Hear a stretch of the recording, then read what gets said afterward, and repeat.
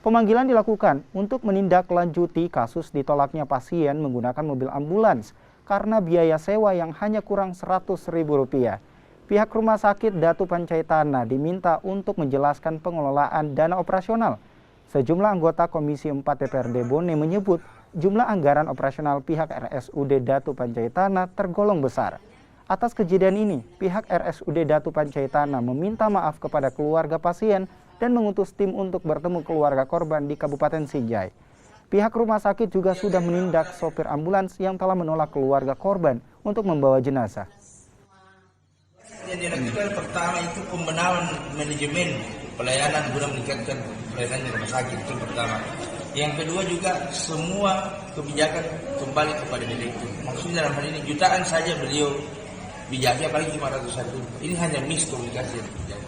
Dan yang ketiga ada upaya datang untuk melakukan permohonan maaf langsung. Langkah yang kami lakukan untuk minta maaf langsung ke rumah duka.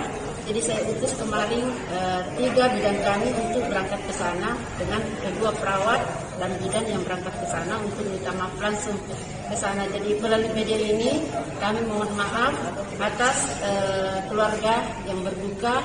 Kalau ada hal-hal sesuatu pelayanan Pancaitana kurang yang berkesan, mudah-mudahan nantinya dalam apa yang terjadi saat ini tidak akan terjadi ke depan.